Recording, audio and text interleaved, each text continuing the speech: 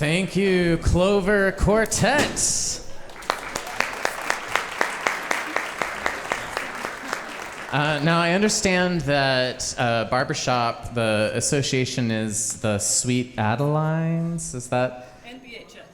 Is that okay? Barbershop Harmony Society. Barbershop Harmony Society. Now, is Sweet Adelines, is that like they organize competitions? Yes. I understand this is March Madness. Are you in a bracket then, or? Not currently. No, not currently in a bracket. Someday, maybe. Oh, okay. All right. Do you want to say what your names are? Who's in the group, or? Yeah. And which part? Step up to the mic. Okay. Yeah. Hello. So barbershop quartets are made out of 4. Could you have guessed? This is our lead. She sings most of the melodies. This is Robin Whitmore. This is, yes. This is our tenor. You would know it as a soprano. She is Louise. This is our bass. She holds everything together. It is Madison, and I sing all of the haunted middle parts to fill in chords. My name is Julia. The baritone. Hello. I'm the baritone, yeah. Thank you. Yeah. I love that you defined what a quartet is. It reminds me, I once was asked to be at the Curtis Stigers show that they do at the Egyptian Theater as one of my alter egos. And I was up there with Curtis and Jodi Peterson Stigers. And Curtis was going to be in a show that I was involved with, and he was going to sing a duet with me. And Jodi then asked, well, can I come sing too? And I said, well, do you understand what a duet is? They didn't ask me back. I haven't been back. But thank you for being here tonight. Yes, thank you for asking. And, you know, sometimes we try to think, like, how does the music fit in with a theme smell? Well, the name of the group is Clover. It's also There are flowers. March. There are flowers with clover. Flowers with Yeah. clover. And we've got green lights up. And when I chose, we've done the 5 senses. Tonight is the 5th of the 5. And when I was choosing the order, I picked smell for March because it was supposed to be spring.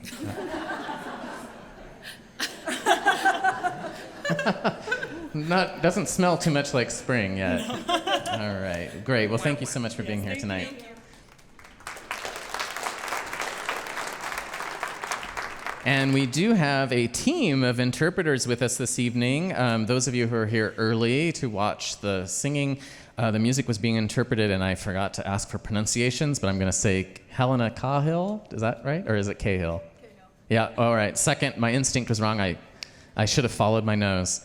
Helena Cahill and Annalise Reynolds. Can you stand just for a second, just so we can acknowledge the two of you? And then I, of course, have now this wonderful woman here, Lavona Andrew, and she'll be joined by Sierra McIver helping to interpret the stories, which, yes.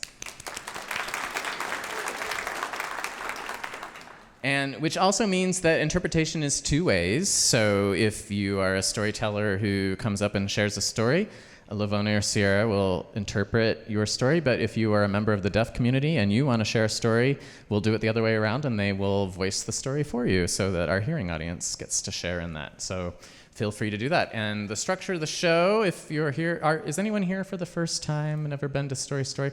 Oh, okay. All right, I got us reset to do some education here. So we have 3 featured storytellers intermixed with a community story slam. And the Story Slam, it's a 5-minute story inspired by our theme smell. And anyone can participate in that by signing up over here at the story booth right there with Ben and Susan. And then throughout the show, we'll reach our hand in and draw out a name, and then you have a chance to share your story. Sometimes they're the most brilliant stories of the night. And sometimes... want to acknowledge our sponsors tonight. The Chandro Group, thank you, Chandro Group. Yes. And then we also have a very special group of people that we call our story subscribers, and these are individuals who come to almost every show, and they are on a monthly support for Story Night. We really appreciate that because actually it's kind of filled in. Like tonight, for instance, we have our season sponsor, but we don't have a show sponsor. And so those Story subscribers are really helping to fill that in. And if you are not a Story subscriber, it's right on our website, and they'll set you up, and then you get tickets to all the shows, including our upcoming late night series that's coming up. In working with the Storytellers for tonight, one of the things that we do, so anyone can also be a featured storyteller in the future by writing story at storystorynight.org and just tell us your idea for a story. And then the way that works is we can do a one-on-one to help support your story. Then we meet in a peer group that we call the Story Salon about a week before the show, a few days before the show. And one of the things we discovered when we met this time is we kind of asked, well, what is the smell of Boise? That's hard to define. And some may ask if we should define it. But I thought it might be fun if you are interested and have an idea to express what Boise is in smell. We have a little yellow vase here, and you can write your answer on a piece of paper. And throughout the show, I might just share a couple of those, the idea of smell in Boise. If you don't want to get up and walk all the way over there, you can also text our story line at 208-917-1970 and just answer with your idea of what does Boise smell like. That's 208-917-1970. And we'll see what we come up with. We had a hard time coming up with something, so maybe one of you has an idea. That also is the number, if you use it tonight, that is also the number that you can call in or text that you have an idea for a story to be a featured storyteller in the future. So keep that number handy. Sometimes we use it for other things too. Last month, I shared a story for Touch that was about an invitation inside a body of hot water.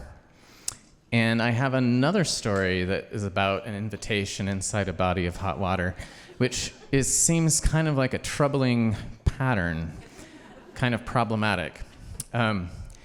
It was nice, even just a few years ago, if you wanted to go to the hot springs up in Idaho City, you could have that idea maybe earlier in the day, and then just get online and make a reservation, head up there and soak in the hot water. Not anymore. I made a reservation 2 months ago for April, which is a little bit crazy. That is actually one of the reasons we like to meet in this room for Story Night too. I came but most recently from New York and was involved with the Moth program there in New York City. And often people had to wait in line for over an hour with the hope of getting in. And then once you did get in, there might have been a seat for you. So as I'm getting older, I find that I like being comfortable. And this is one reason we like for all of you to be comfortable in this venue. It also helps that we aren't in New York City. That makes a difference too. And one of the things that also I think some of us are appreciating about the music tonight from Clover is just how soothing it is after some of you were out in the mud this weekend. And, this music is like a salve. It feels good. Also, we're warm inside, and that feels good too. For a number of years, I lived both in New York, but also in Reykjavik, Iceland.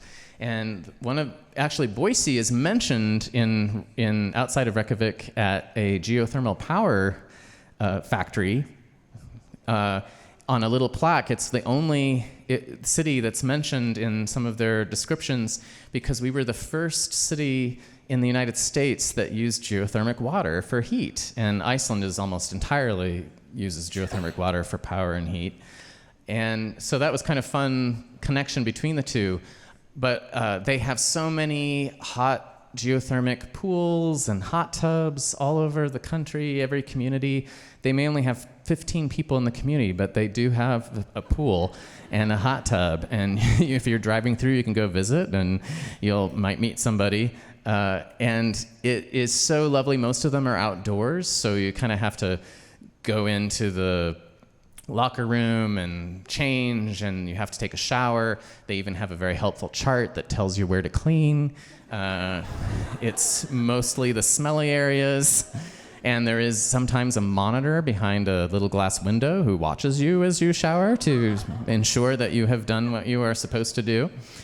And normally, even though you don't have to like make a reservation or anything, the hot tub, there might be a few of them, and then the larger swimming pool. But our pattern was to go, and because we were kind of cold coming straight out, so we'd run right into the hot tub and wait there. And then we were meeting friends, and so we would meet in the hot tub, and then we'd all get, okay, it's time to actually swim. Usually the hot tub was very full, and sometimes we called it the dating pool, because there would be some shenanigans going on.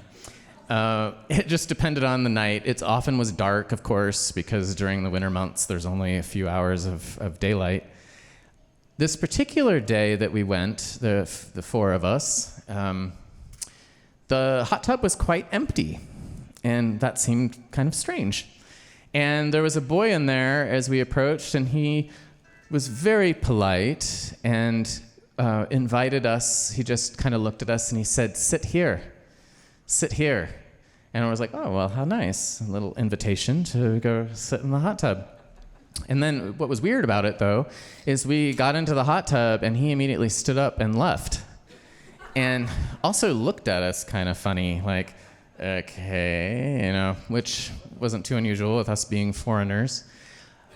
Then one of our friends who took the longest to change and come out from the dressing room came up to the hot tub, and she's like, it was the craziest thing in the dressing room just now. This little girl took off her swimsuit, and it was just like balls of poop rolling across the floor. And she got in the hot tub, and she's like, we've never seen that before. It's a very clean place, scrub the smelly spots. And after a time, one of my other friends kind of pointed at the water and said, what is that? And sure enough, there was a brown substance that was in the hot tub. And my friend just took her hand and went under it and lifted it up and threw it to the side. And I looked at her aghast. And she's like, what do I care? I'm a mother of 2 boys. Like, it's not a big deal. And she seemed perfectly happy to remain in the hot tub. I wasn't quite so sure. And the Icelandic accent is so fun. Like, one of the phrases that you often hear was like, oh my God. They would start, or okay was another way to say it. Oh my God, okay. And one thing that never made sense is there was a Viking week, mostly for tourists, Viking week. And the Icelandic people would all say, oh, are you going to Vikingvik? I'm like, I don't understand. Both of the sounds were in that title, v and w, and they were like, they didn't know what I was talking about. Well, as you might have guessed, that Icelandic boy who was just learning English had this accent, and so what sounded like sit here to me as I translated it, and we don't swear in this show, but yes, it was, he was in fact saying, shit here. The very simplest English sentence you can come up with, a subject and a verb. He wasn't that old, so he didn't know, big constructive sentences. So we did. We were shitting right there in the hot tub. And my friend had gotten rid of the offending substance. We hope. It sounds like a lot of it made it back to the dressing room. And then I was kind of nestled in and enjoying the pool, and my brain is powerful. I'm a creative person. I have a strong imagination, and I know you got rid of the poop, but I smell it now even more than I did before. And then, to my horror, the same friend looked at my neck and started reaching her hand out to just the base of my hairline and started kind of scraping. But I did not stay. I launched out of that pool and dove into one of the other hot tubs to try and wash it off. Unfortunately, the hot tubs are by scale of heat, and I basically was a lobster when I moved into the next one. But it's hard to relax after you have that experience and have that smell in your mind. And I'm also a little nervous for the show now, because it often happens when I share one of these stories like this at the beginning of the show that suddenly all of our slammer stories now involve poop or diapers or something.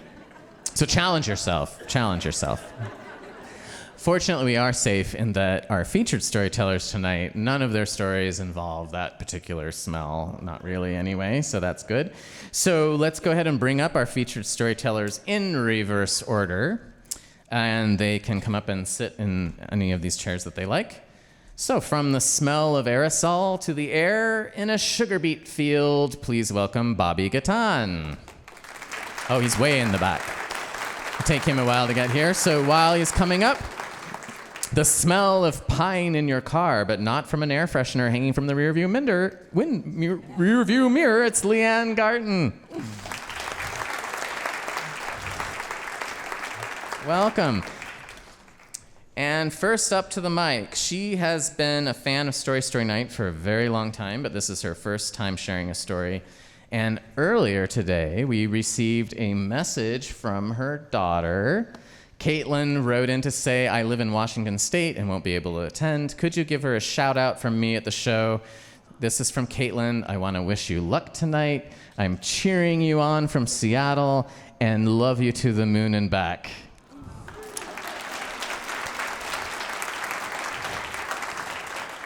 So we are baking some cookies, but not to sell a house. Please welcome for her first time at the Story Night mic, Kim Kinkaid.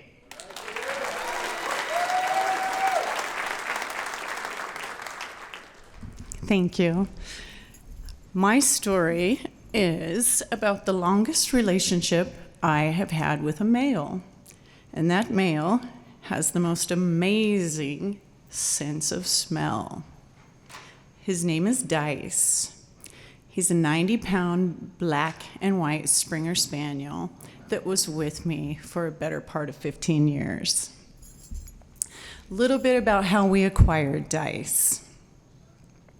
I was going through a divorce, and we had just moved into our new home.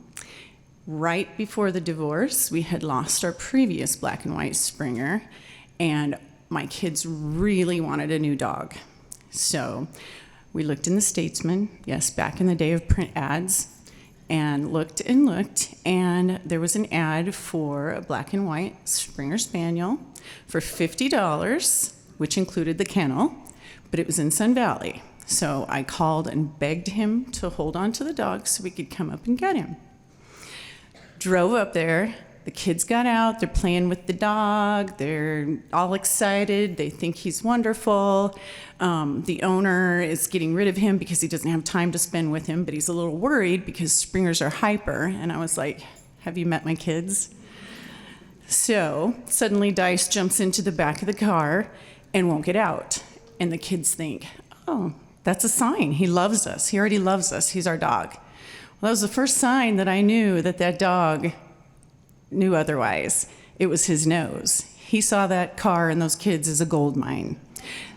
There were chicken nuggets, French fries, candy, anything he could get his mouth on. And he was extremely happy to be with us. Through the years, Dice managed to find tubs of butter in the fridge, loaves of bread, all the candy, anything he could find. I eventually had to put child locks on our cupboards and our fridge because he could get into it. Eventually, I was facing empty nest and another divorce. Mind you, I told you I'm not good with relationships, but I decided to sell my house and travel. So Dice and I loaded up the car, and we landed in Seattle, Washington, downtown Seattle on Capitol Hill. So we had lived there for a while, and suddenly I was called back to Idaho for an emergency, a funeral. I left after work, so I'm driving the 8-hour drive back. As I'm going through Pendleton, I have to let him out to go to the bathroom. And at this point, Dice is about 13 years old. He can't move real well, so I have to help him in and out of the car. And I stop, and it's really dark, and I'm in kind of a sketchy area, so I start to panic, and I pick him up and throw him in the back of the car. At that point, I felt a pop in my back and severe pain down my leg. And I knew something was wrong. When I got back to Washington, I found out I did have to have back surgery. So while I was waiting for back surgery, I was still trying to work, trying to get through life, trying to manage the dog, and I don't do well with painkillers or any narcotics. So, as a disclaimer, this took place in Washington, where things are medically and recreationally legal. So I messaged my best friend in the apartment complex, Jason, who is a fabulous cook, and I begged him to make me some cookies. So I get home. As I walk into the apartment, you can hear, or you can smell the decadent waft of chocolate chip cookies coming from the oven, and mixed with a little bit of earthy skunk. It was wonderful. But those cookies got me through that back pain, and I'm telling you, it was a 20 out of 10. So he did a great favor for me. Fast forward a month post-surgery, I get home one evening, and Dice is passed out on my living room floor. And I usually take him out when I get home, so I'm trying to rouse him, trying to wake him up. He doesn't hear, so I can't do that. I'm wondering what's going on, and suddenly I see little flecks of tinfoil and plastic all over the living room. I follow it to my closet, where one of my purses is on the floor and rummaged through. I'm starting to put that picture together, and I'm starting to panic because he is not moving. So I'm doing everything I can to rouse him, wake him up. I'm panicking, trying to do everything, holding a mirror under his nose, making sure he's still breathing. I message both of my children. My youngest messages me and says, "You've got to get him outside. He's got to pee, he's got to hydrate, you've got to get it flushed through his system." And I'm like, how? I just had back surgery because of this dog. I can't lift, I can't bend. What do? Roll him in a suitcase and haul him out? By this time, it's Sunday morning, and if anybody knows Sunday morning on Capitol Hill, no one is awake. They don't get up till noon. So none of my friends were going to help me. Then I messaged my daughter, Caitlin, and she proceeds to send me YouTube music videos from a veterinarian singing, "Your dog ate weed." Funny, not funny. So I am seriously panicking. It's going on about 16 hours, and he is just, it's probably the happiest he's ever been in his life. He's 13, and he's not in pain any longer. But I think, okay, what got him into this predicament? His nose. So what do?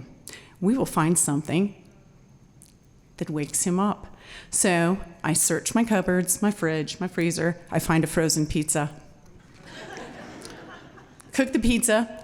As the greasy cheese pepperoni smell is starting to roll out from the oven, he does start to move a little bit.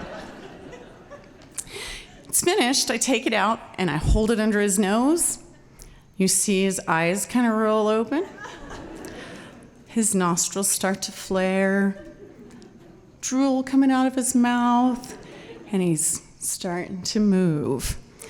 So I'm getting the aroma right out there, and suddenly he sits up and staggers to his feet, And I back out of the apartment, and he wobbles down the hallway. We get him outside. He starts to perk up. He urinates. We get it out of his system. We walk him around. I take him inside, and we share that pizza because he earned it. I want to let you know Dice was not harmed in any of this. In fact, he went on to live quite a few more years and get into chocolate, ice cream cones, birthday cakes. Nothing harmed him. We finally had to put him down at about 15 and a half years old. That's long for a Springer, and a Springer who was riddled with tumors, ate everything in the book, but we had to. And as I'm lying in the veterinarian's office on the floor with him, snuggling him, as they administer the medication, I smell this acrid ammonia odor starting to waft through the room. My arm gets warm, and I realize Dice has just peed all over me. So all that work I went through to get him to go pee, he finally did. And I think Dice got the last laugh. Thank you.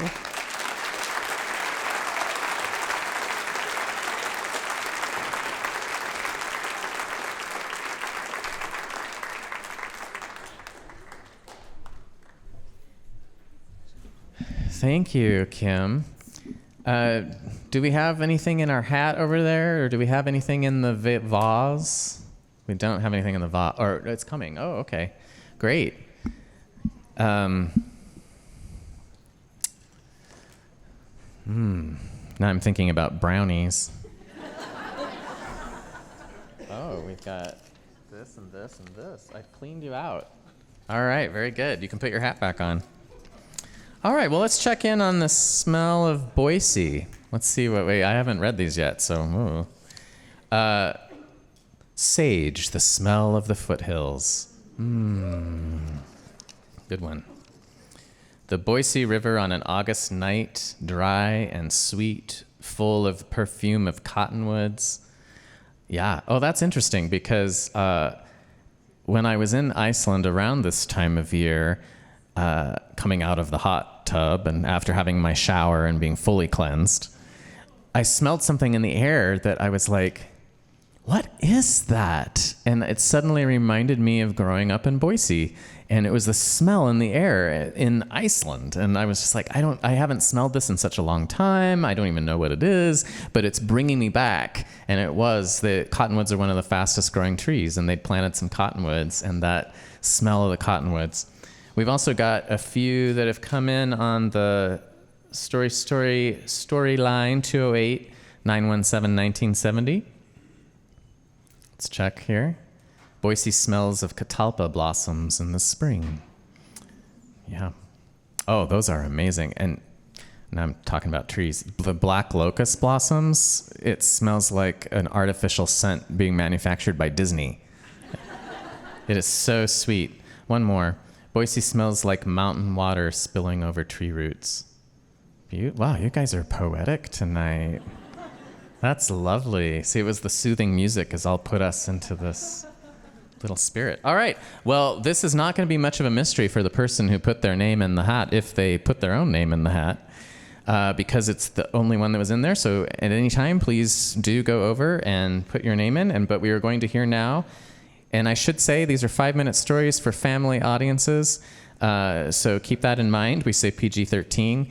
If you start to go long on your story, I'm going to come closer and closer to you until I can sniff you. That made me extremely uncomfortable just to say that. So imagine how uncomfortable it will be if I have to do it. All right, let's have Elise Vicker. Elise, someone who goes by Elise. Oh, here she is. She took some time off. She's been sharing senses with us all season. And that's another thing I forgot to mention is if you have shared in the last month, take a break and give other people a chance. But you did not share for Touch. We didn't get to hear your Touch story. Yeah, but you have a smell story tonight, huh? Yes. Very good. All right, ladies and gentlemen, our veteran slammer, Elise. Okay, so, hi, my name is Elise, and last time I shared I was 10. I am now 11, so happy about that. Okay, so here's the story.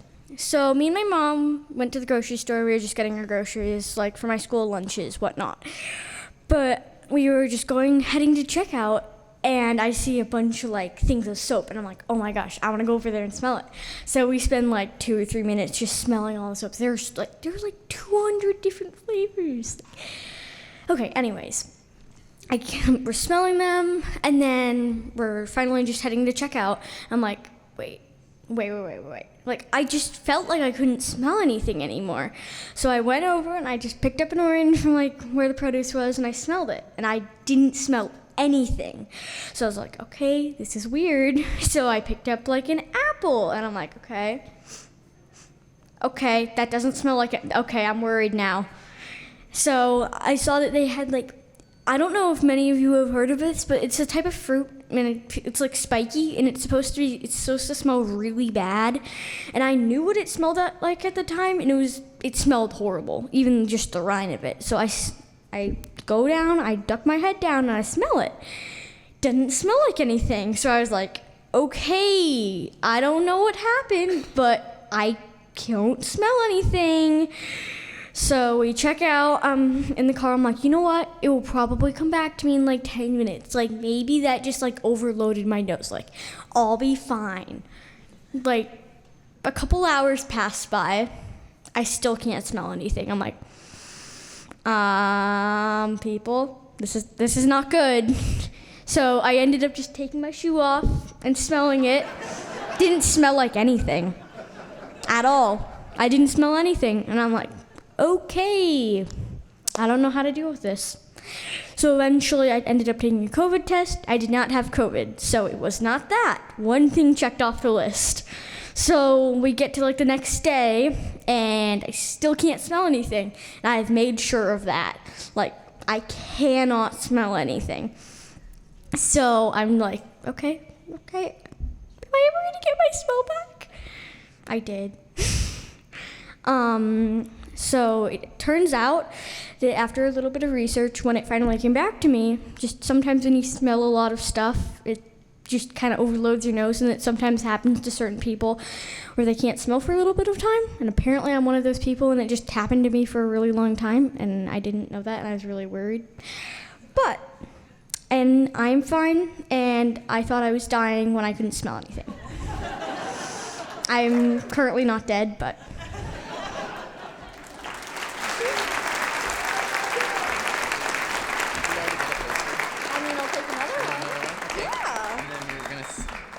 Parental unit will Oh, sign right. the release form, right? What store does your family shop at, Elise, for groceries? Where do you go for groceries? Oh, thank goodness. You shopped in Portland because that store is riddled with germs. Yeah. The durian especially, I guess. Is that the fruit that the durian? Yeah. It is a stinky one. Yeah.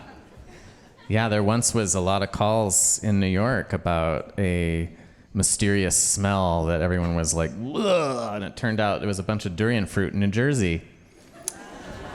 At least that's what they said. Thank you, Elise.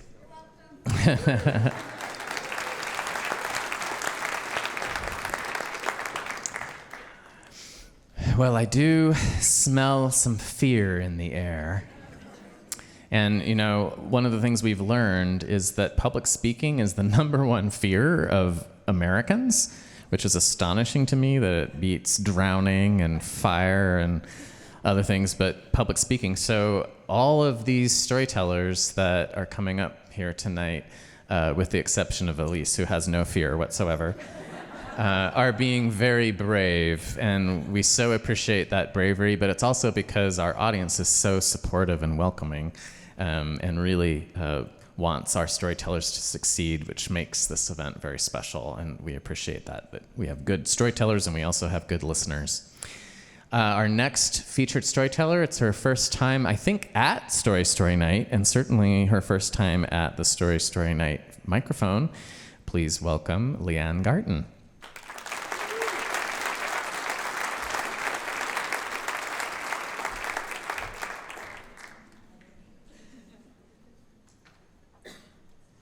So the problem with thinking about everybody naked is that I'm a massage therapist. So my story, I grew up in eastern Idaho in the mountains on a ranch. And mostly my first smells involved pine.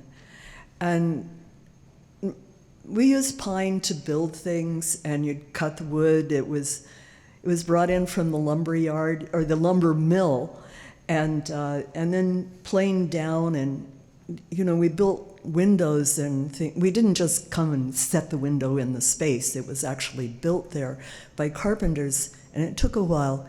And the wood was brought in. We cut the wood up with a big saw, and so always the smell of pine was around. We had poles that we had to cut up, the fence posts, and so it was just always a smell. I remember that. There were other smells on the ranch too. There was manure, and the willows and the grass, and just the smell of the animals. But when you're in the country, the smells kind of move out, and even the manure was gathered up, and then in the springtime it was taken out and put on the field. So the smells kind of moved around for seasons and kind of got an organic feeling about the whole thing.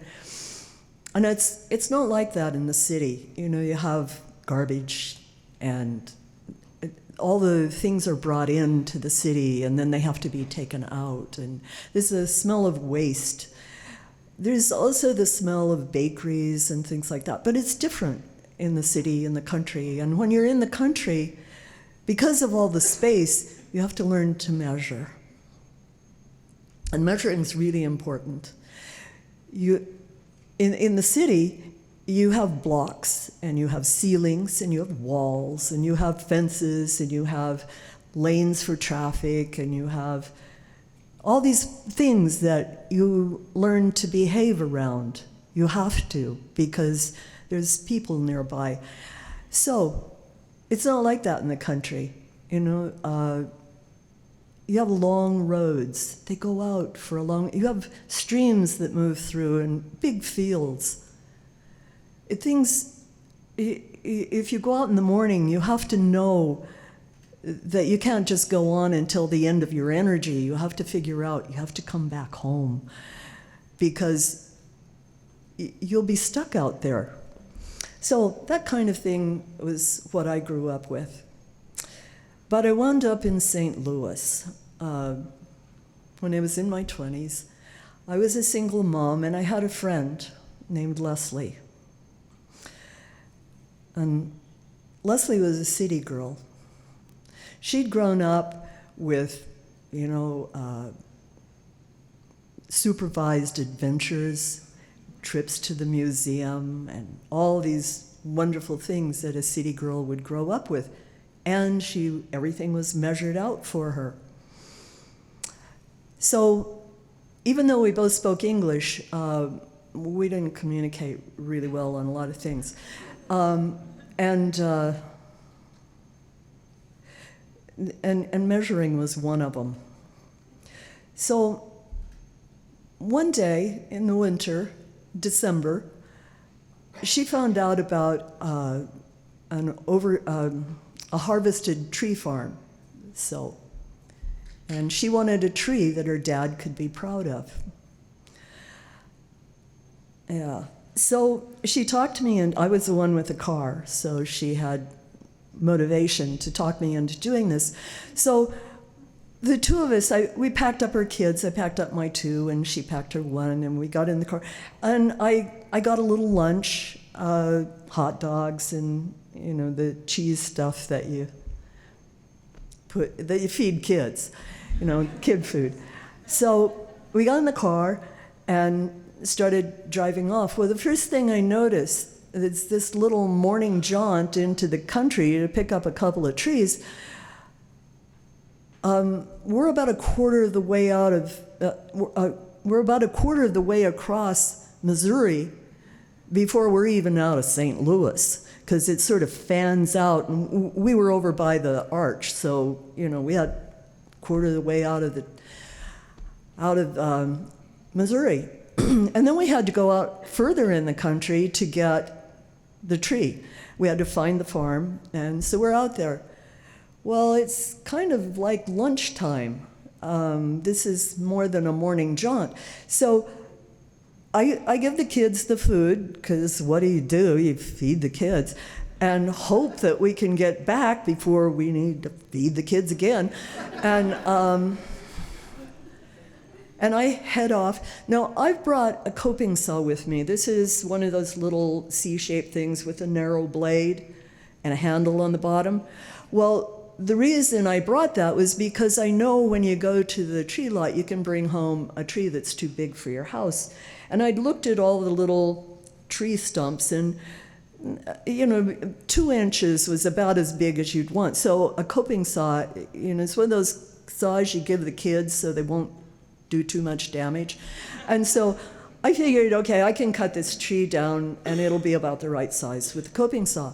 So my daughter and I went out a ways from the car, and this is the farm that, the tree farm has been harvested, so it was a little ways out to find the tree.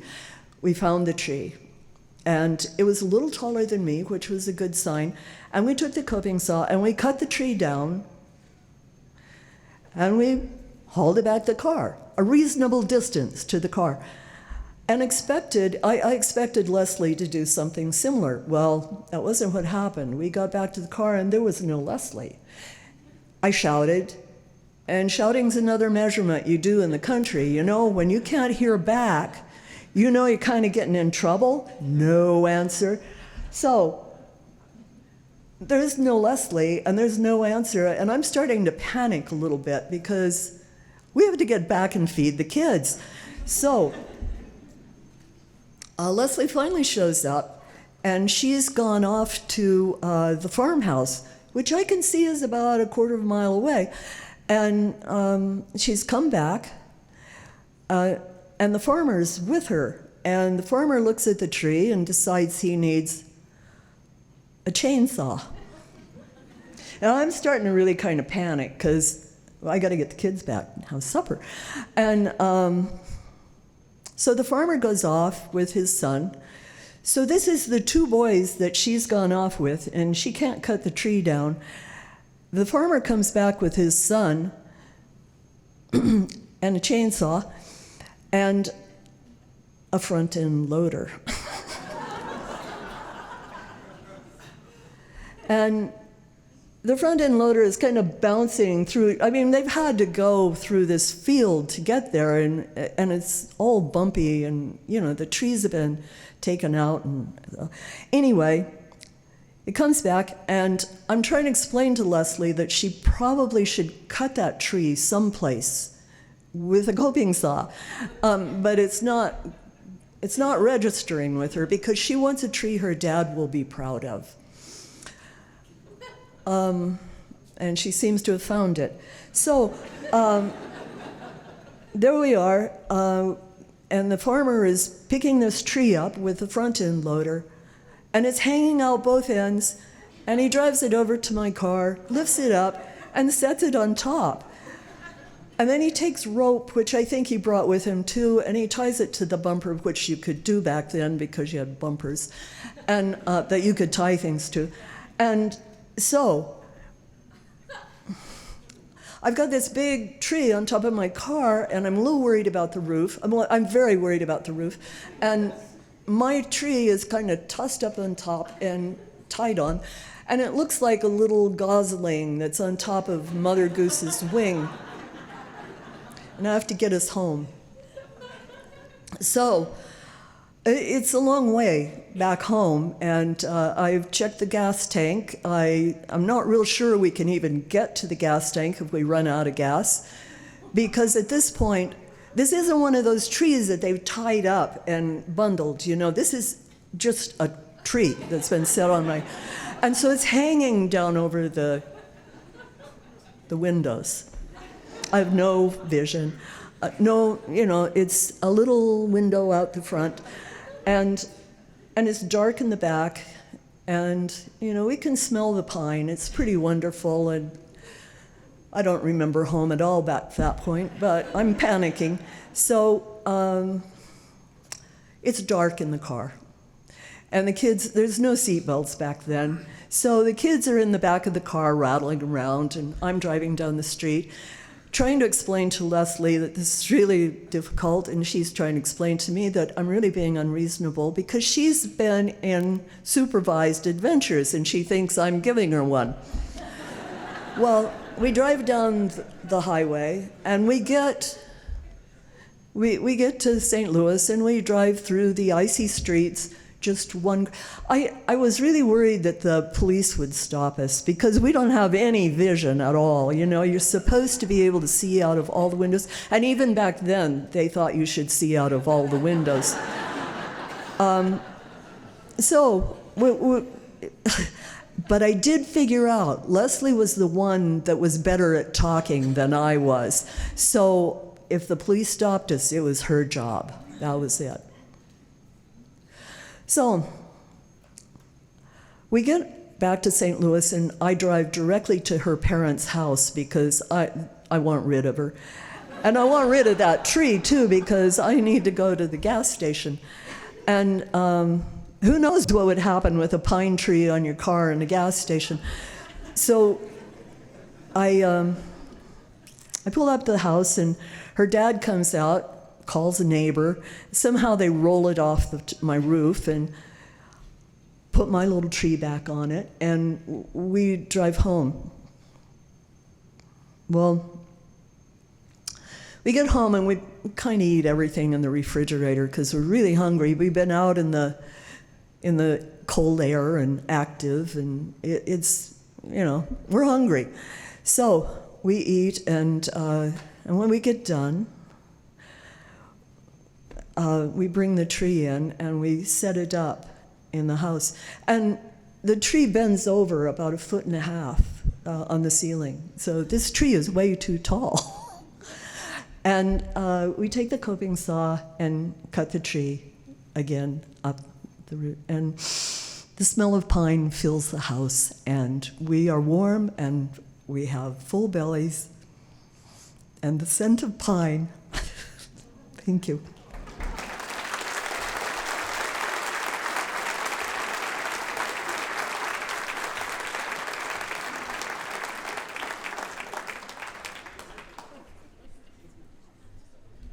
Oh, thank you, LeeAnn. I rented a car when I lived in New York to go out to the country, well, my people's country, which is Cape Cod. And it took us, like you said, like it took you a long time to get out of St. Louis. It took us like 2.5, 3 hours to get out of the city. And we'd rented a car, we got the guidance system. At that time, you still had to have the thing that suction cups, although we didn't understand where it was supposed to go, and so we were holding it for a long time because we couldn't get to stick to the dash, and then we were like, oh, the window. Also, satellite apparently and doesn't work under the overpasses, so we wouldn't get a signal, and we'd have to hold it out the window and try to figure that out. Well, after about 2.5 hours, we're on this little 2-lane road, kind of winding around through some trees and houses and stuff, and I look down and I see these cars just going and I said, you know, is there a settings thing on that guidance gizmo? And turns out it doesn't reset, and someone had selected no toll roads, and that added no toll roads, no tunnels. No, I mean, we were driving through people's driveways. It was... yeah, there was something. but we finally did make it to the sea and the smell of the water. Oh, smell. Let's check. Whoop, I didn't bring my phone. Well, we'll check those. We've got some more smells of Boise I'll share with you after the break. Hey, Clover, do you have some doot-doot-doots you could do underneath my my sponsor message? I usually ask people if they have something kind of insurance related. All right, well, that's the nice thing about doot-doot-doos. You can really interpret them any way you want, right? All right, we'll do this together. This is a message from our sponsor.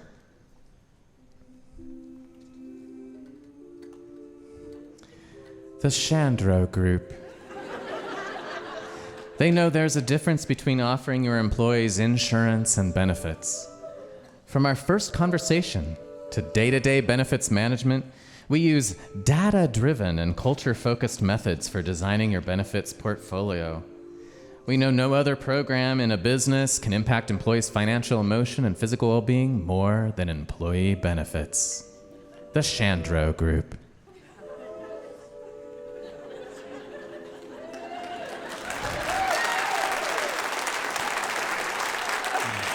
I mean, the price of sponsorship isn't high enough, I don't think.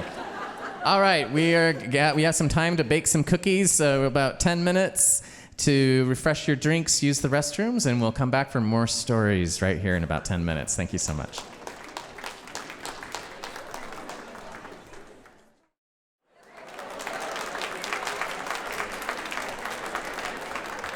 The Clover Quartet.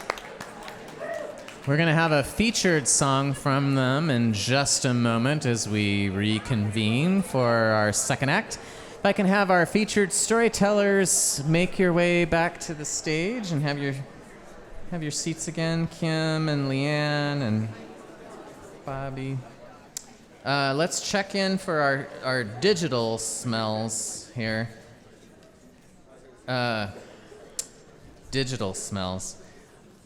I went to I can't remember what it's called, DMX or something, at the cinema where you sit in the seat that moves around and it's supposed to be smells and wind and sprays you with water. The one thing they haven't gotten right is the smell, because there was a preview with a couple drinking coffee and you hear this kss, and you're like, okay, that's supposed to be the coffee, and it's just like this real chemical kind of smell, and then the forest kss. And then sometimes during the film, you'd be watching a scene with just two people talking, and you'd hear the kss and be like, what's that supposed to be? Anyway. Boise smells like brown grass, wet earth, and dusty sage. Smells like a barnyard. The ducks roost in my neighbor's yard, and now Boise smells like a barn.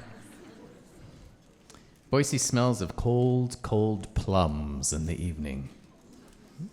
Oh, that sounds delicious. We're going to have one featured song, and this is a song that is, I guess, maybe is this where you take your name from this song, or you found the song because you had the name? Oh, all right. So they named themselves Clover Quartet, and then they found a song that's called Clover. Here they are.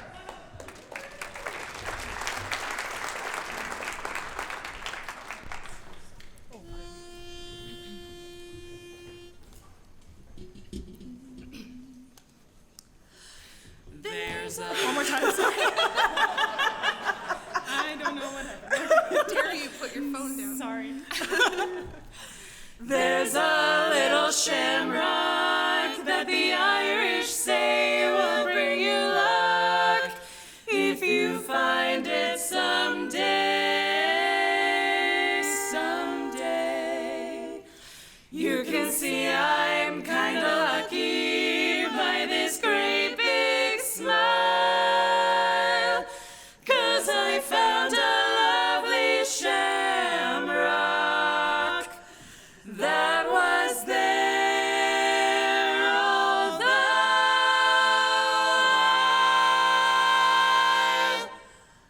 while I'm singing.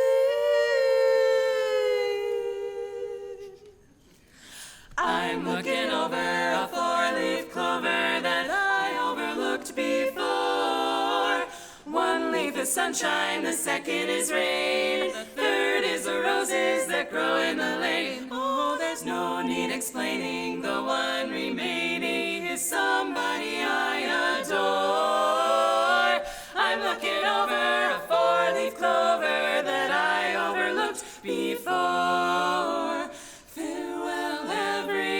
familiar face. It's time to stray. It's time to stray away. Only wait till I communicate. Here's just what I'll say. Oh, I'm looking over a four-leaf clover that I overlooked before. One is the sunshine, the second is rain, and the third is the roses that grow in the lane. Oh, there's no need explaining, the one remaining is somebody I adore. For I'm looking over a four-leaf clover that I overlooked before. Once more, this lovely little clover that makes me smile is a shamrock. I'll soon be walking down the aisle, for this one's lonely rover has found the clover that was overlooked before. Over a four-leaf clover no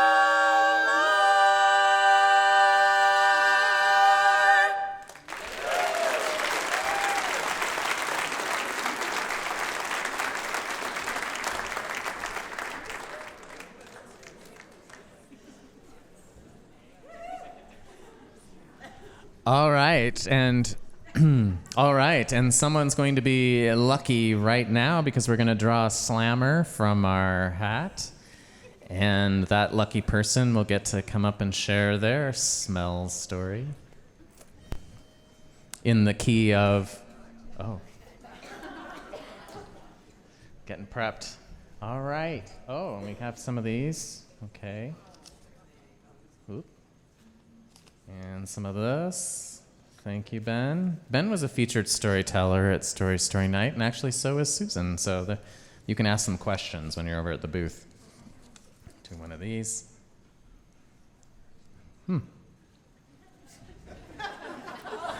Oh, Boise smells like monster trucks. Where did that come from? The organic, fresh smell after it rains. Yes.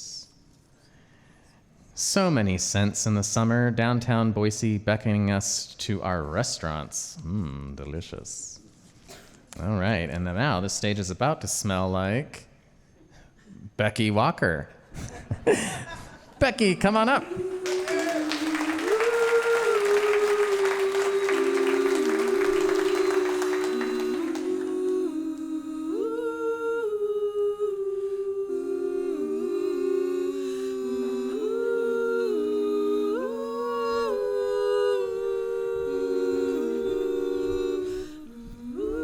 I didn't think I would get called.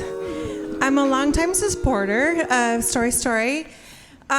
Smell really speaks to me. I've lost a lot of people in my life in the last 10 years, and I didn't know the importance of smell until I lost my partner 4 years ago. When you watch a TV show or a movie, when someone dies, you usually see someone grab clothing and they smell it. I never noticed that until my partner passed away. He passed unexpectedly, and when his teenage sons showed up at the house, they said, "What would you like, Becky? What's most important to you?" And I said, "The shirt I bought him in Stanley this summer. I don't know why. It was important to me." And so I took it home, and it became my lifeline for the next couple of years. I could smell him. I could feel him. I didn't realize the importance of smell. And to this day, I keep his body wash by my bed. I don't necessarily smell it all the time. And as I've, through the years, gone through things and gotten rid of things of like, from when my dad passed away, things I didn't need to hold on to anymore, I'm like, I can let that go. It's okay. It wasn't important to my dad. It's not important to me. It's okay to let it go. Things from my brother dying, it's okay to let it go.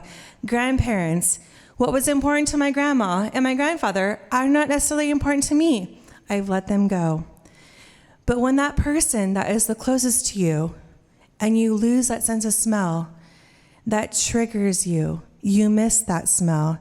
You want that smell. You need that smell. time doesn't matter.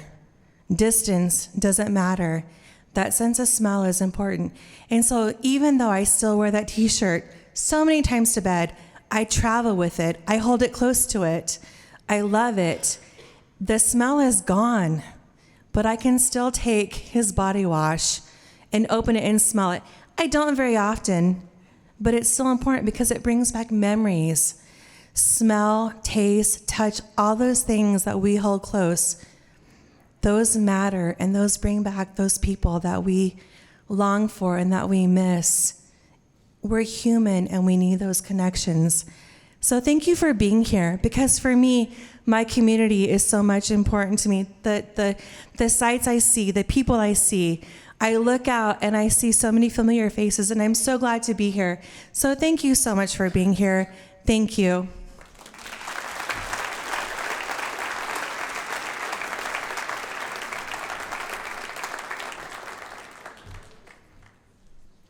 Thank you, Becky. I think that's an interesting thing about smell in particular, because like sight and even touch, it feels like your brain is more involved. Like when you look at an old letter or looking at an article of clothing, it's like a thinking thing. But I feel like the smell that Becky described, it like brings the core of a memory and the core of a person that we've lost, and that's not the thought of them. It's almost like an essence, and that's really wonderful.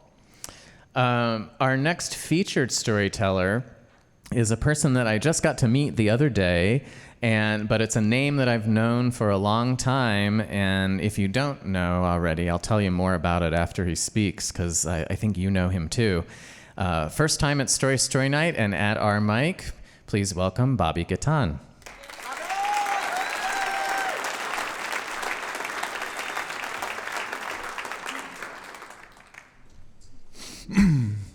Hello. This week is National Farm Workers Awareness Week, and just wanted to dedicate this to all the farm workers that have that work and pick our food that we eat.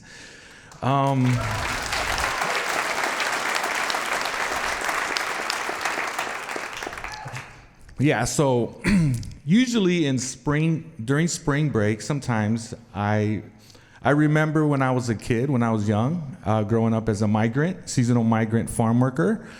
And I remember, because I share that with my kids, and I remember growing up dreaming that one day my family would settle and just stay in one place. And I never imagined I would end up here in Meridian, Idaho. But I want to share with you, my name is Bobby, I want to share with you a little bit of that history, a little bit of my story growing up as a migrant. And so it involves moving a lot. We grew up moving. We lived in 33 different homes growing up that I remember. I attended 3 different schools in a school year, spring, in the fall, and then later in the fall. We traveled between Texas, Michigan, and Idaho in a year. And so my story begins, I'll begin my story in Texas during this time of year. We are waiting for the call. We're waiting for the farmer to give us a call that the asparagus is ready in Michigan. And so we're anticipating that. And before that, we're enjoying our final days in Texas with our families and our friends. We go to the beach, South Padre Island. This is South Texas in Alamo. The smell of carne asadas in our neighborhood, the smell of the beach when we'd go to the beach. And so it was like we were winter Texans, what they call, right? We'd spend our winters in Texas, and we would go up north to work in the fields. And so when we do get the call from that farmer around this time, I'm going to share with you the smells that I remember growing up. And so in the springtime, my mom would check us out of school in Texas, and we would hit the road for 3 days to Michigan. On the way up there, we would stop by at different migrant resources that my mother always knew about. And so we would stop in Arkansas, we would stop in Illinois, and then we would arrive 3 days later in Michigan. In Michigan, it was where we go and pick asparagus, and we lived in Hart, Michigan, Shelby, Michigan, Ludington, Michigan. This is all kind of Lake Michigan, the west side of Michigan.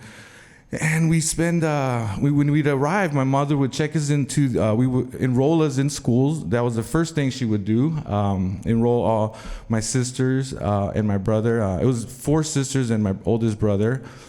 And when we got there, we went straight to the farm. We lived in different labor camps, different trailer parks, different old army barracks. We slept in our van if we needed to. We crashed with other migrant families, and so during and I'm sharing with you a typical year what it would as a teenage boy growing up as a migrant. So. I'm 13 years old. It was my first year that I actually start working, that I am allowed to work. And so my mother would work during the day. And so when I got out of school, most of our homes were usually nearby these fields. And so when I'd get home, my mother would go home, I would take her place, and I would finish off picking these asparagus. The thing about asparagus, as I remember, I never liked the smell of asparagus, especially when you pick asparagus. It gets really juicy, and the smell of it in your rubber gloves, because we have to wear these rubber gloves. And so when you pick asparagus, you're in Michigan at least, they have these what they call riders, or low riders, what we call. And so we'd sit on them, and there are these wings, and there's this motor in the center, and on these wings you'd sit and you'd pick, and the machine would take you along these rows, and you'd pick asparagus every day, practically every day, because it would rain and it would get sunny, and these little patches of asparagus would grow, and so we'd have to pick them at pretty much daily. And so I learned to appreciate asparagus. I love asparagus now. And so after schools or in night schools, there was migrant programs for migrant kids like us. At all times of the day, we would be picking these fields. And so I remember that. And around this time of year, April is when we'd start the harvest. And in Michigan, we balance between school and work. And I grew up into this lifestyle. My family, my parents had been doing this. My grandparents had been doing this. They've been going up north from Texas since I was born and since I could remember. And so in April, we'd finish the asparagus, April, May, and we're still in Michigan. And in around that time, we would start the cucumbers. And so my family would go and pick cucumbers. Cucumbers were, these fields smelled, they smelled fresh in the mornings. When it would get hot, it gets a little humid, and you could kind of smell the aroma of some of these cucumber plants. And so, but they smell so good when you crack a really crispy one and you're out in the kind of middle of nowhere and you take a bite out of it, and it's so juicy. And and so we would pick those by kneeling down. We'd have buckets. We would fill the buckets up, and once we did, we'd go empty them into a bigger container. And this would, again, we'd pick cucumbers, maybe the same field, maybe every other day. It doesn't grow as fast as asparagus, but we'd pick it pretty often. And so let's see, we're in May, and so my family's we've checked out of school. We're in summer school. My mom always made sure that we were enrolled in schools.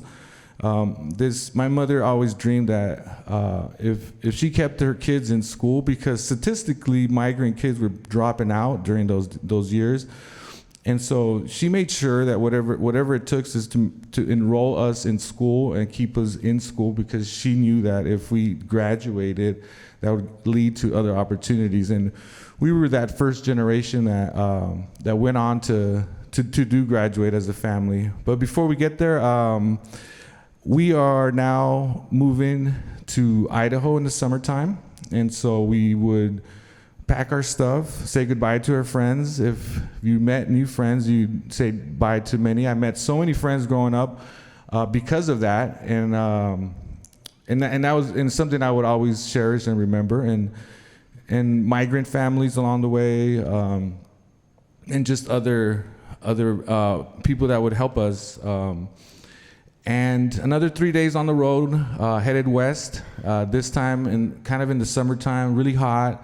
All of us, sometimes when you meet other families at these labor camps, we would tell them, 'cause, that they would ask, well, where are you guys headed next? And we'd say we're going to Idaho. And sometimes some families would tag along, and sometimes we would tag along with other families, depending where the crop was. And that was kind of the lifestyle of a migrant growing up. And when we'd arrived in Idaho, we've been coming to Idaho since the 60s. My grandparents started coming to Idaho. My mother kept coming to Idaho in the 70s with her family. My parents met in Idaho in the fields growing up, and so they had all their children here.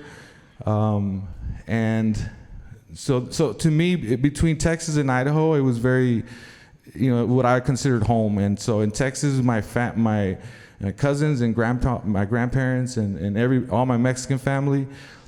Up here, we really didn't know anybody, but it just felt home because we've been coming here since I could remember. And so we'd arrive usually in Glens Ferry. When I was born, I actually was born in the Sailor Creek area, up in the kind of this plateau or this hill up near Glens Ferry. There's a labor camp up there. We were all born up there. And we kind of made our way back down to Glens Ferry. And as I got older, we were living at the Hammett labor camp. And then we ended up in Michigan, and Mountain Home is where we ended up buying a house. And so we stayed there finally in 1997, and we stopped migrating as a family. But here in Michigan, here in Idaho, we would work in the sugar beet fields. And so in the sugar beet fields, we'd clean the fields from the weeds that would grow in. So the farmers would get these families to go in and clean these fields for them by using a hoe. And so at times these labor camps were filled with families that would go to these fields and clean them fields. And we're talking like up to 100 people lined up ready to go and work. And there's days I remember it smelling like fertilizer, like pesticides.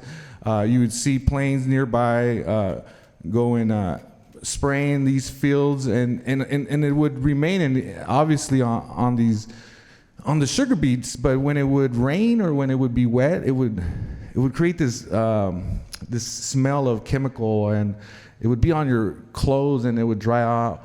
My mother would always make sure that she'd wash those separate. She'd wash them often, our clothes, because it carried these pesticides on our clothes. And so I remember the smell of those, working in these sugar beets. And the smell of sugar beets wasn't, if you ever sliced a sugar beet, I mean, it's a sugar plant, and so if you tasted one, it tasted very sweet. It wouldn't taste as sweet as a strawberry that I would pick, but it would definitely be a sweet plant. And so that was my summertime. And so when we'd go back to school in the fall, and I get asked, what did you do? Did you go on vacation? I would say yes. I would, because my vacation was moving and traveling a lot. And so we didn't get enrolled in school in the fall, and at that time the potato harvest kicked off, and so the smell of potato, I love the smell of potatoes, potato farms and the potato sellers. Have you ever been to a potato seller? It's, to me, personally, is one of the sweetest, most natural smells, because you're smelling a lot of earth and dirt, and you're smelling all the fresh kind of dirt that just got rolled from the potato harvest. And so I would just take in the smell of it would smell so good that I felt like I would want to like taste it. You ever had that? Like, but it's just the smell of just this cool earth and dirt. And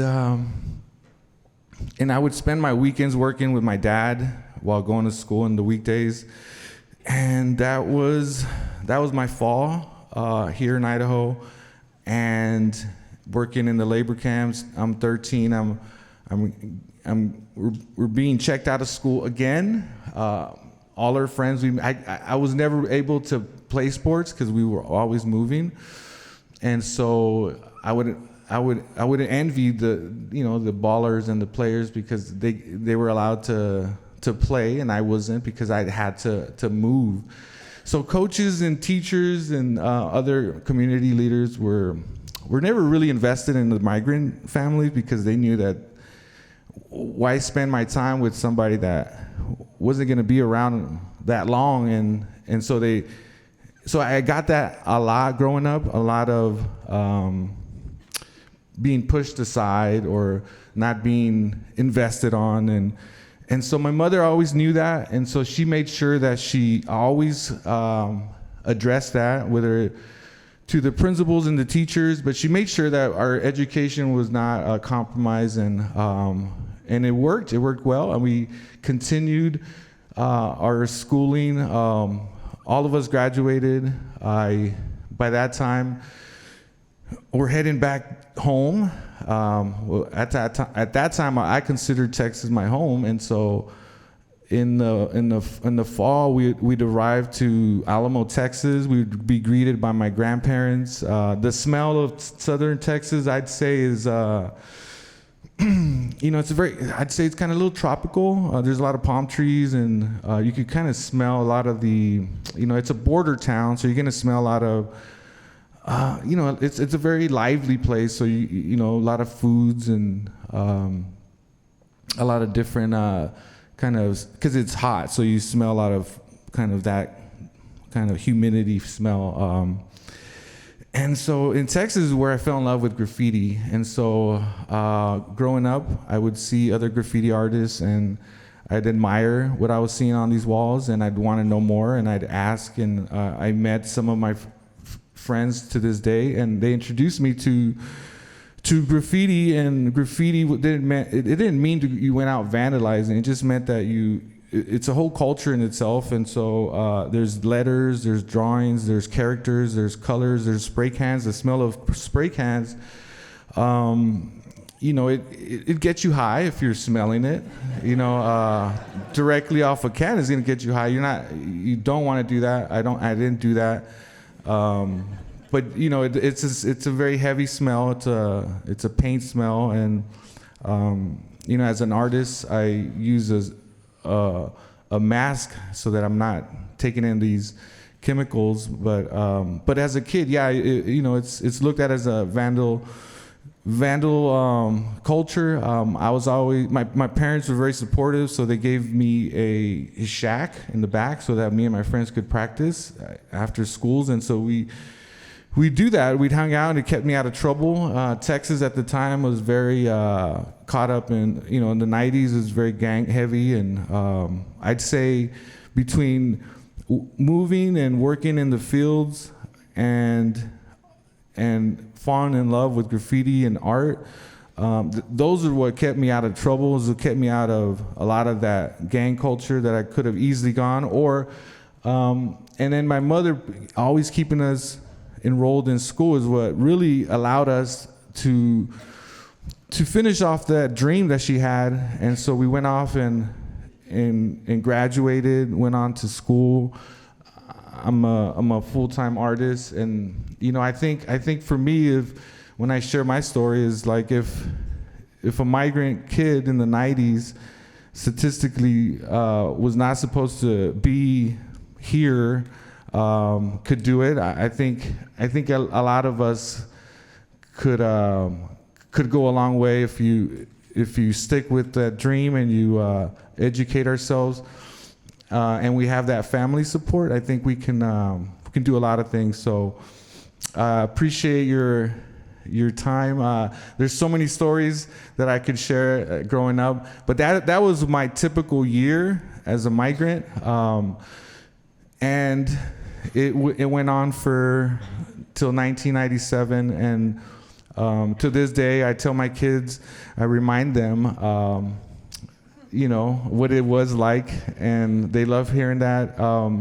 This is that time of year where they're usually in spring break and not doing much, and I'm usually telling them the stories that they don't want to hear. So, but thank you.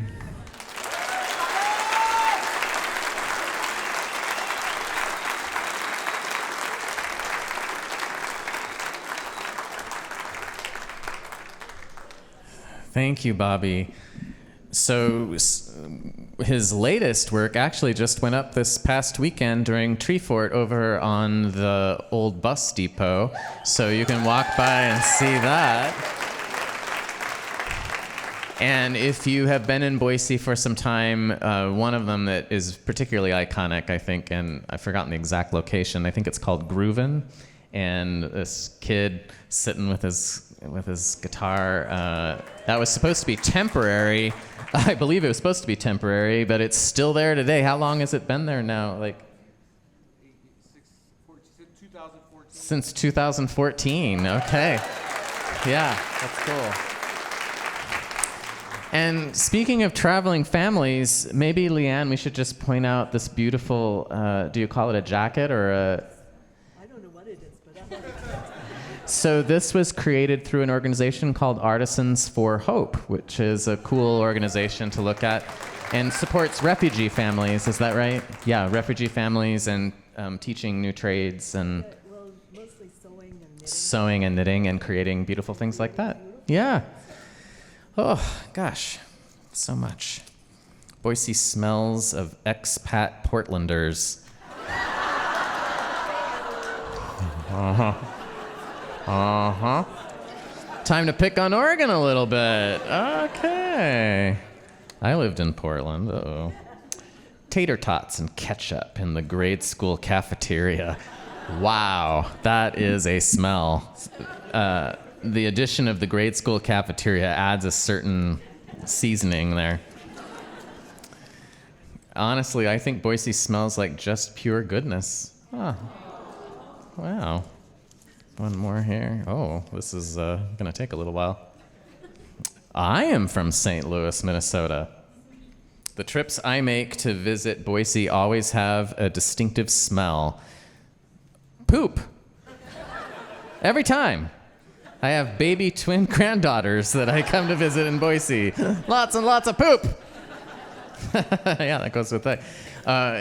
And this color tonight initially was just like, okay, we have clover, it's March, we had St. Patrick's Day, but now it's become the color of weed, the color of pine, the color of grass, the color of cucumbers and asparagus and pesticide.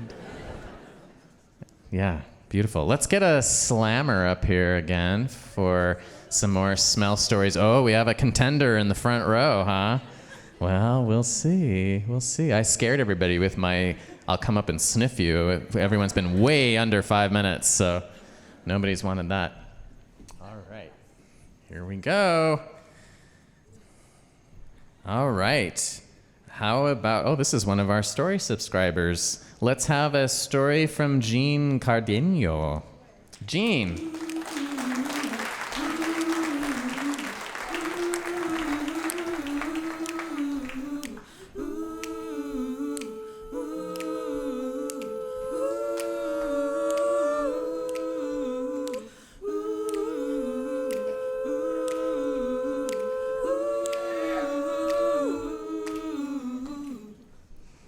Hi, everybody. What do you call a nose without a body? Nobody knows. No, I actually do have a story. So when I was very young, oh, hi, Tara. I don't know what it was, this gathering, but I was at some kind of event where they took us out, and it was not my class. I know there were like different ages of people. And I was just little, and they took us out, and they had us smell things. They were like, oh, let's smell the dirt. Okay, let's smell the pine needles. Let's smell the flowers. And what I realized was, I don't know what they mean. Like, I don't know what smelling is. And I just figured, okay, maybe it's something I'll learn next year in school, how to smell. And then I realized, or I remember, my mom was baking something, and my little brother, my younger brother, and I were huddled over the mixer. And my little brother said, that smells good. And I thought, what? How does he know how to smell? And I don't. So that's when I realized that I didn't have a sense of smell. And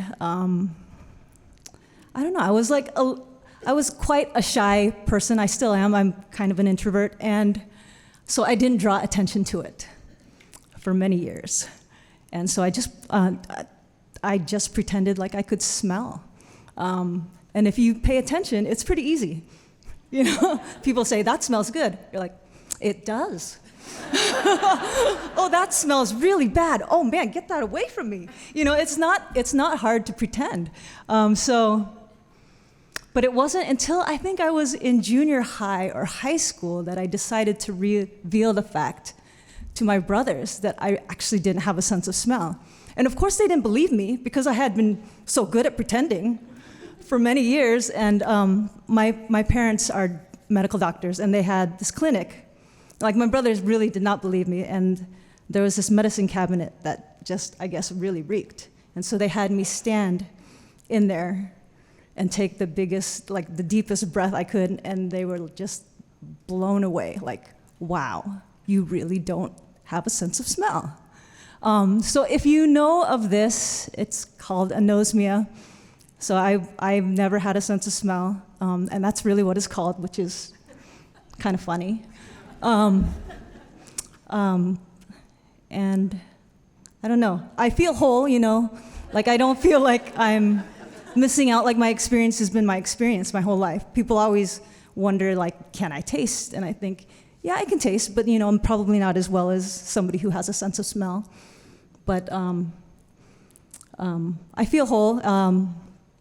But don't get me wrong, like, I do wonder what it's like to smell. Like, I don't know what it smells like, what poop smells like in a hot tub.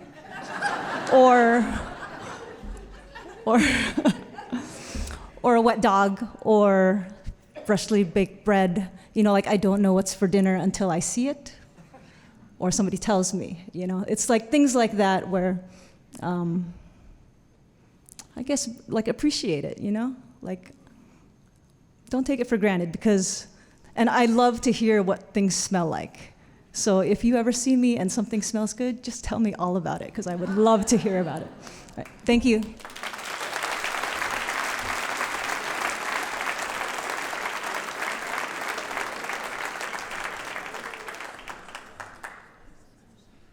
Oh my goodness, that's one of the things I so love about being involved with this event is I had never thought about a kid who doesn't smell, and that experience of, like, not realizing it, and that it was maybe something that was going to be taught in school.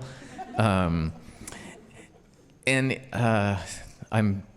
showing poor form here because we don't comment on people's stories, but also it was so interesting for me to track my own thoughts when Jean was telling the story. I thought, oh, now we're going to hear how she got smell, and she didn't. And that's something I hadn't thought about either. Oh, you just don't smell. Okay. All right. So now I know when I see Jean, I'm going to come up with all my smell descriptors. Let's smell that slammer hat. over here for another slammer. I felt bad last... Oh, there it is. Last month, we had not enough time for many story slams, and there were so many people who had put in, so I'm happy that tonight we get to put a few more in. Here comes Susan with our hat. Looks like we have no more smells of Boise. We covered that, so that's good. All right. Next up is John England. Gasp in the front row.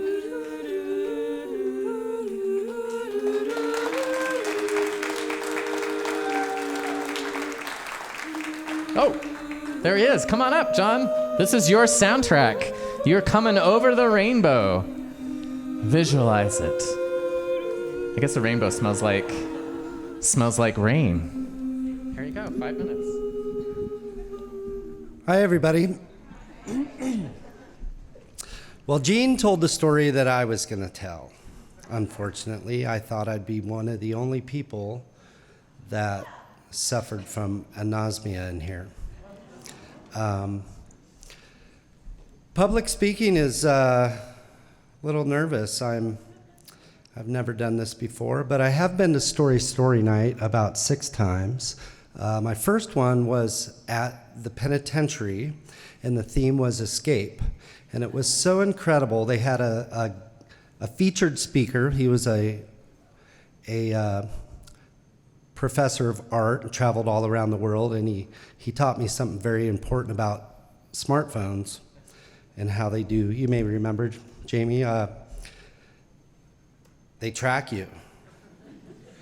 And he told us about the significant locations and how to shut it off. Anyways, I've been in Boise area for about 30 years, moved up here to finish school at BSU, and I lived in Meridian. And when the wind blows east,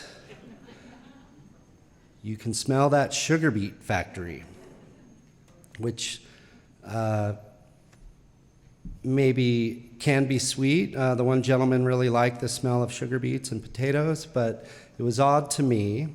Another thing is I used to travel. I'm in a band called Bread and Circus. We've been together for 10 years. Local band, and we travel around, and we'd play down in Twin and southeast Idaho a lot. And if you've ever driven through Jerome, about 10, 15 miles this side of Twin Falls, there's a lot of cow pastures out there. And it's very stinky. We used to call it Jeroma. At one point, I'm going to share a little bit about anosmia. I suffer from the same thing. I cannot smell. It's not something that I was born with. It happened from some head trauma. One time we were playing in a city that was not the safest place in the world, where this club was. And I was out in the alley loading up my gear, and there were some roughnecks and some drunk people out there, and I was attacked and hit in the head. And I was knocked out, and when I fell to the ground, my skull hit the ground. And about a week later, I noticed I could not smell, and I went to the doctor to see what was going on. And what they told me is that you have a skull cavity, and your brain is inside of it. When I hit the ground, my brain was slammed back to the backside of my skull, and they said it damaged the nerve endings going into my nose, and asked if it would ever come back. They gave me a test called the Philadelphia Smell Test. And it is a scientific test to determine whether or not you really do not have a sense of smell. It's a little booklet, multiple choice, scratch and sniff. You can scratch like a pineapple smell, and there's 3 or 4 choices. And I did that test, and turns out I do suffer from anosmia, spelled anosmia, but pronounced anosmia. And I've tested myself a lot. Work in construction around gasoline and diesel. I could have a gasoline tank, put my nose right up to it, and I cannot smell anymore. And I tell people, and they say, how do you lose one of your 5 senses? I'd explain it was from head trauma. There is a way to practice getting it back. You have to try to smell things every day. And like Jean said, you have to pretend, or because I used to smell before, I can think about what manure or gasoline smells like, or perfume, shampoo, and things like that. So my smell has come back a little bit. As I said, I was hoping I may be one of the only people that suffers from this, but apparently we have some other people. And that's about it. Thank you so much.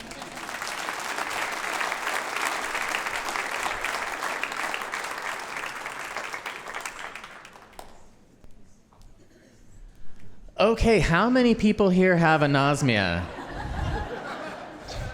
Oh, a couple people did raise their hand, I think. Now we've had both kinds. We've had congenital anosmia and we've had trauma anosmia. Quite amazing. We're going to have another story slammer, so you can bring that hat over if you would. I did actually try to reach out to the sugar beet factory and find a story from the sugar beet factory. And we had a person, but they'd retired and moved away. But the essence of their story was that smell to them that so many of us find kind of disagreeable, for them it was the scent of their father, because they had worked at the sugar beet factory for generations. And that would have been interesting to hear about. I don't know if this person worked at the sugar beet factory or not, but we'll hear about it. It's May Copps. Yes? May Copps.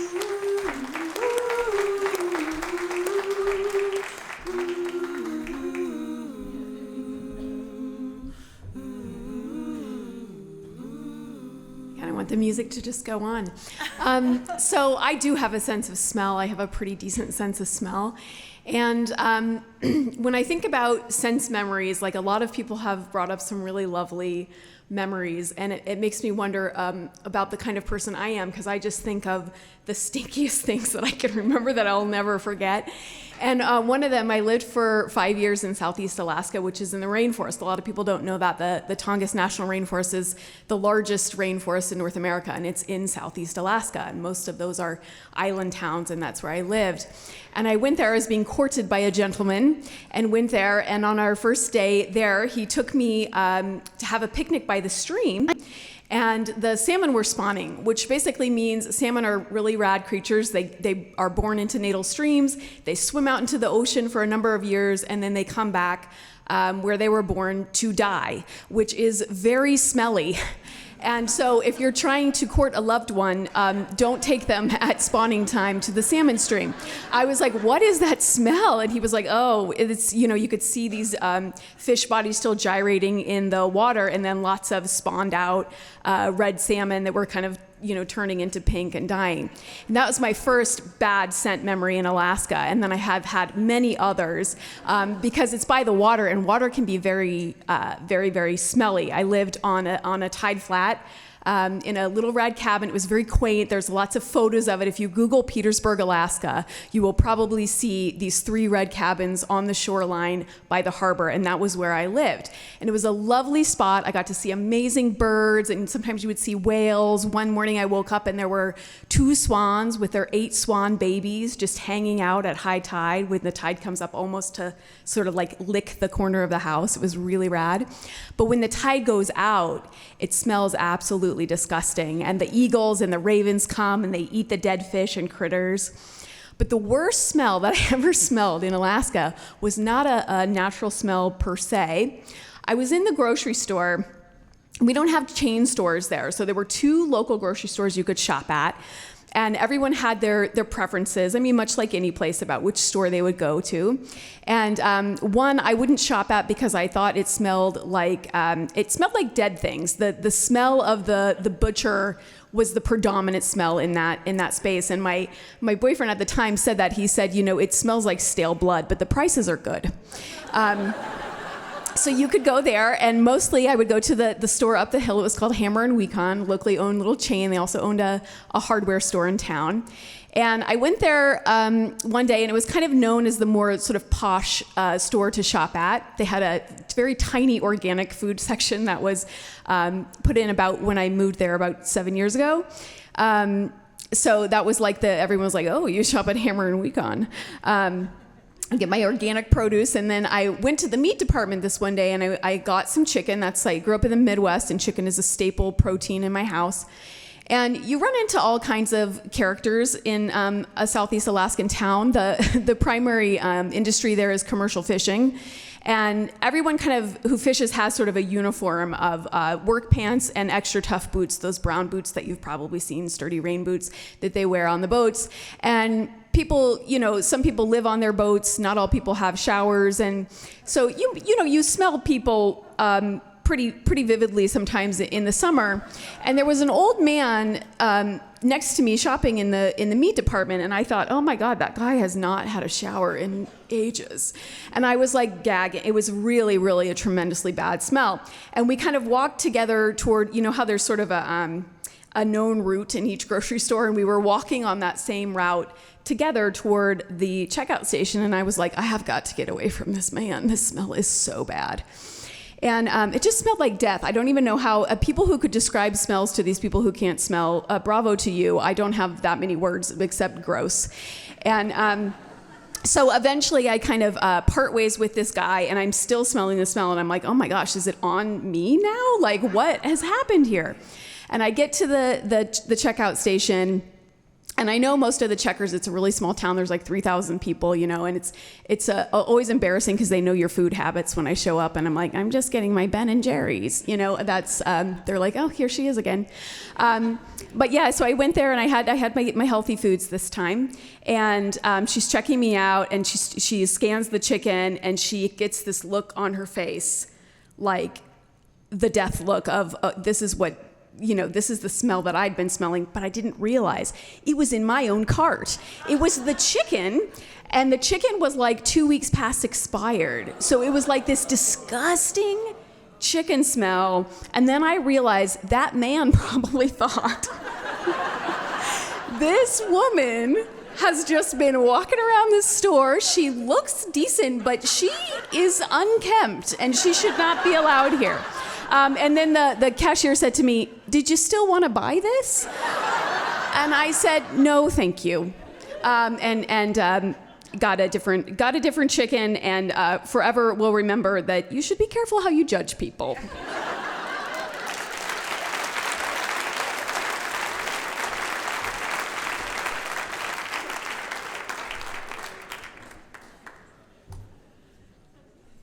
May is one of our volunteers, so thank you for that too. And if you would like to be a volunteer in the future, there's also a sheet on the Story Slam booth. You can sign up to be a volunteer.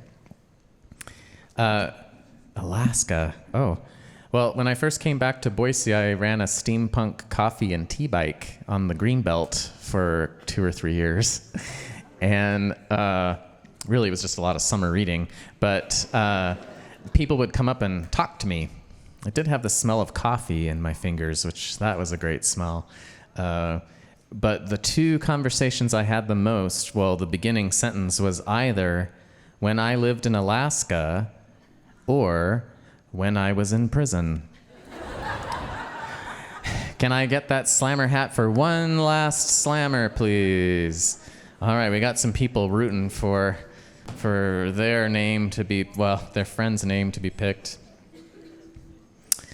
Yeah, I always wondered why there's so many people come to Boise from Alaska, and also why so many people are in prison. Okay. How about we finish the night with Stephanie Alexander? Oh, that was the one. Okay.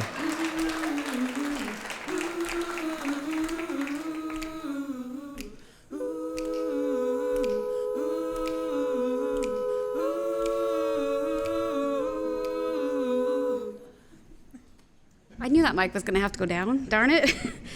My name is Stephanie Alexander, and one thing that you need to know about me as I start this story is that I am the fourth of six. I am the fourth daughter of 6 girls. So being a middle child, me and my other sister, the one that was the third, we ended up sharing a room for most of our young years, and we kind of did everything together. And we're growing up in the 80s, and we spent a lot of time outside doing typical things that kids did in the 80s. You know, we'd make our little dirt tacos, and we'd ride our little bikes on our cul-de-sac, and we loved to be outside, and that was our main thing. But because the two of us and were just those middle girls, and maybe paid a little less attention to, little middle child syndrome here, we were kind of always getting into our own little shenanigans. And my parents liked to come up with some kind of creative punishments, I guess you could say. I remember at many dinner times, my mom I don't know what it was. She must have thought that we were laughing at her. But if we started laughing at the dinner table, she automatically wanted to shut that down. So that was one of her big things. And one of their creative solutions was to send my sister and I, as we start giggling at the dinner table, to the garage. And that happened a few times. We'd have to eat our dinner in the garage while the rest of the family was sitting around the dinner table. And we were kind of miserable. We didn't like that very much. But finally, our older sisters, the 2 older ones, finally came and said, "What in the world? That's like the best punishment ever." We're like, "What are you talking about? Nobody wants to go sit in the cold garage. That's not very fun." They're like, "All the best stuff is in the garage." That's when we were like, "Oh, aha, you're right." Because what's in the garage? We've got our bikes. We've got our roller skates. We've got the freezer chest with the ice cream. So it didn't take too long after that before we started enjoying our garage escapades, where we were, riding around on our bikes, and if we could hear our mom or dad coming to check in on us, we'd try to drop it and sadly start eating our dinner. But we also had our shenanigans at night, and we shared a bunk bed, and we would, after it was bedtime, and we were put to bed by our parents and said our prayers and had our kisses goodnight. When that door shut, we would jump off the bed and we'd try to do a little dance, make sure, my dad would typically come back in again after he'd said goodnight to some of my other sisters. And so we knew we were all just kind of, tempting the fate to see if we'd get caught. But my sister and I just did a lot together because of that situation of us being in the same room. And I remember one day it was raining, so we didn't get the chance that day to go outside and play. My sister actually got to go to, her name is Shauna. Shauna had gotten the chance to go to a friend's birthday party. And I think at this time I'm about 4 years old. And I was kind of jealous because a lot of times we're close enough in age that we'd typically be at the birthday party together. And so I was kind of sad that it's raining, I can't go outside, my sister's not there to play with, and she's at a birthday party. But she came home and she was excited and she had a great time, and she came home with this little bag for her party favor, and it looked like a little circus bag and it had peanuts in it. And she thought she was being the great older sister, and I kind of worshiped her, 4 years old, and she was like 5.5, 6. So I thought everything she did was just amazing. She could train ants. I don't know if you knew this, but she could train ants. If she wanted to make them crawl over her finger, she could make them crawl over her finger. Things like that really impressed me. So she brings home this bag of peanuts, super excited, and she said, "It's okay, Stephanie. We can play elephants. I've got these peanuts." I think that's my own alarm. Sorry. She's like, "We can play elephants with it." And I was like, "Oh, how do you play elephants?" And so she taught me how to play elephants. You do a little trick. So some of our tricks that we're, playing were to, stand up just on 2 feet, or to try to balance on a ball. I think we actually pulled out one of those little bouncy balls and pretended like we were balancing on it. And of course, if you do a good job, if you're a circus elephant and you do a good job and do a good trick, you gotta get a reward, so you get your peanuts. So after we did a couple tricks, it was time to eat the peanuts. And she lays these peanuts out on the floor. We actually cracked them open because they were the shelled peanuts. She cracks them open, and then we just had the peanuts left over. And she said, "Now it's time to eat our peanuts." And she goes, "We gotta do, pretend like you got a little bit of a trunk and go and get your peanuts. And she said, you can't use your hands. And so I'm watching her, and I'm kind of peeking out of my eye, and I see that she's gotten some somehow, and she's chewing them. And I don't understand. I get down, and I'm trying to kind of sniff up these peanuts, very unsuccessfully. And I kept trying, and I kept looking over at her, and she would have peanuts in her mouth, and she was chewing them and enjoying this great thing, and I wanted to enjoy her peanuts. I didn't get to go to the party. So I get down really close, and I'm sniffing, and I did it. I sniffed, but I didn't get it in my mouth. I sniffed that peanut up, and unfortunately, a little bit embarrassed initially, tried to get it out myself. I think I dislodged it even further. We spent a good time. I think my mom came, my dad came. I mean, everybody tried to help me get this peanut out of my nose. And luckily for me, my grandma, who lives in Canada, comes down and visits for about a month every year. And she happened to be in town, and so she was the last one to come and help. It's been a half hour at this point, thinking, I think it was too late for us to go to the doctor. It would have been like an ER visit at this point in time. My grandma comes in, and I don't know, she's got some miracle fingers, but she is able to get that peanut out of my nose after some finagling. So the big lesson here is there might not be a wrong way to eat a Reese's, but there is a wrong way to eat a peanut.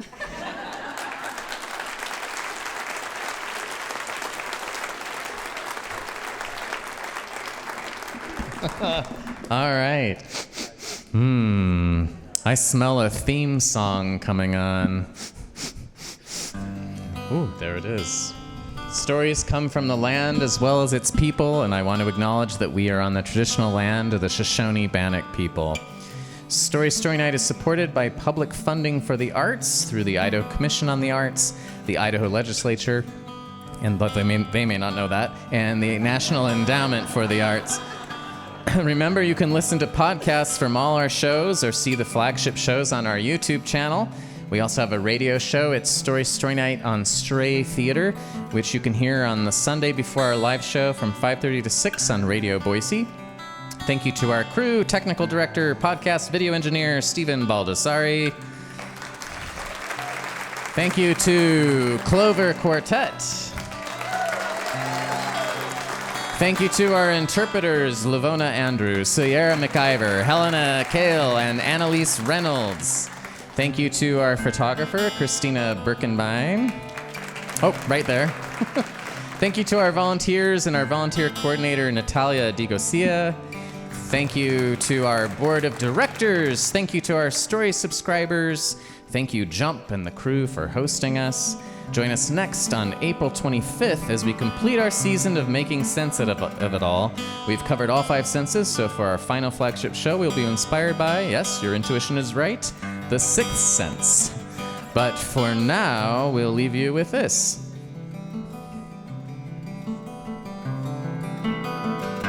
Story night.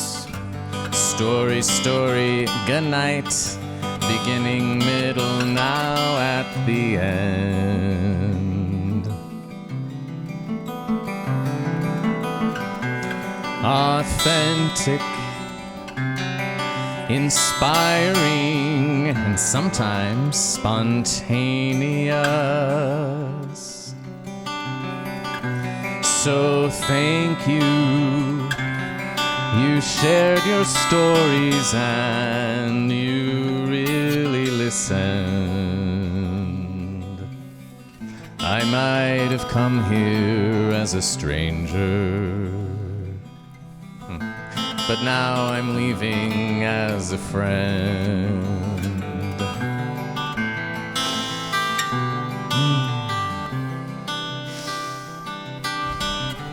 And so the story doesn't end. We'll see you on April 25th for the 6th Sense. Tickets available tomorrow. Good night, and thank you so much.